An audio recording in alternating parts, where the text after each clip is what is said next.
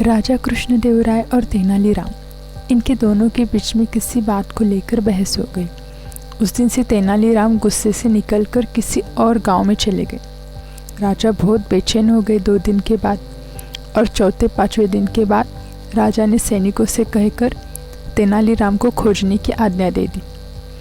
अपने आसपास का पूरा इलाका चप्पा चप्पा छान मारा, लेकिन तेनालीरामन कहीं नहीं मिले। इसी वक्त राजा को कल्पना सूझी। उन्होंने एक फतवा जारी किया, मेरे कुएं का विवाह संपन्न होने जा रहा है, इसीलिए सभी विविध गांव के लोग और राजा लोग अपने अपने कुएं को लेकर मेरे कुएं के विवाह को हाजिर रहे, अन्यथा सबको दंड देने में आएगा। यह सुनकर सब गांववासी और राजा गए कि भला कुएं को कोई किधर कैसे ले जाया जा सकता है। यह चर्चा सभी गांव में हो ही रही थी।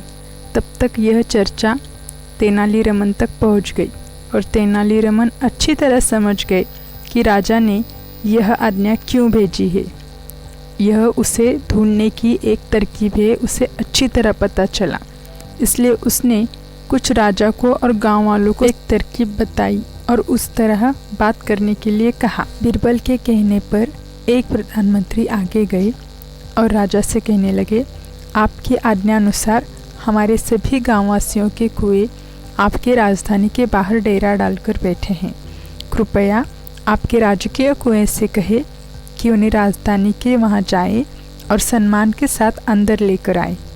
यह सुनकर राजा समझ गया यह चाल है तेनाली। तुरंत उन लोगों से तेनालीरामन का पता पूछा और खुद वे घोड़े पर सवार होकर तेनालीरामन को लाने के लिए निकल पड़े।